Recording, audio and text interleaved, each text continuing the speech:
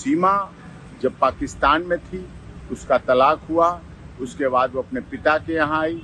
पिता की मौत के बाद सचिन से दोस्ती हुई। सचिन से दोस्ती के बाद उसने इस पाकिस्तान में रहते हुए सनातन धर्म ग्रहण किया। फिर नेपाल आई, नेपाल में सनातन धर्म के अनुसार विवाह किया।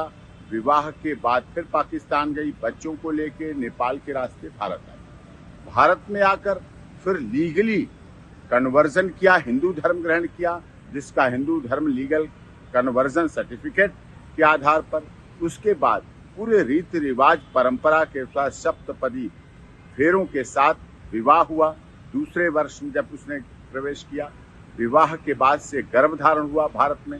गर्भाधान के बाद बेटी का जन्म हुआ, जिसका सब देश की दुनिया की सहमति से भारती मीना नाम रखा गया। एलियस उसका घर में नाम रखा गया मीरा रह रही। अब इसके बाद सारी प्रक्रिया एटीएस लगातार पहले से अब में और कर रही। एटीएस जांच एजेंसी सारी कर रही है।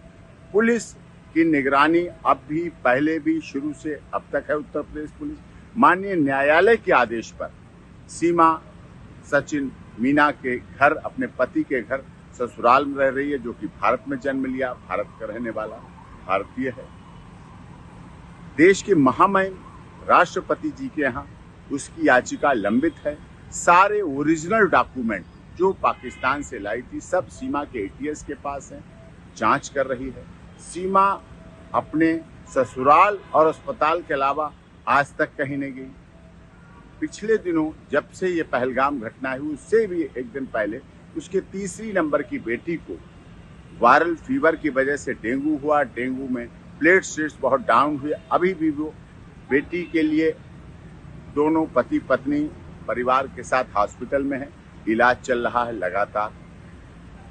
नवजात बच्ची उनके साथ है भारत में बेटी। उसका सर्टिफिकेट उत्तर प्रदेश की माननीय सरकार ने जारी कर रखा है, बर्थ सर्टिफिकेट, और उसके आधार पर है, भारत में रह रही है।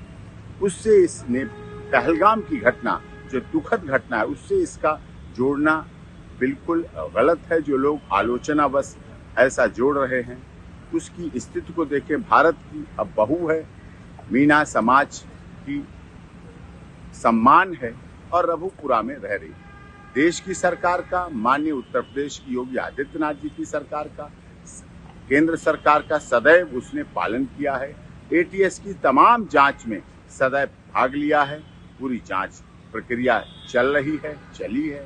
उसमें कहीं कोई उसको गलत और उस तरह से कुछ भी अब तक कोई कुछ नहीं मिले हैं। इसलिए उसके साथ उस घटना से न जोड़कर उसके साथ सिंपैथेटिक, जियो जीने दो, हमदर्दी, मानवतावादी, मानवाधिकारों की रक्षा करने की बात होनी चाहिए और इस पर अमल होना चाहिए।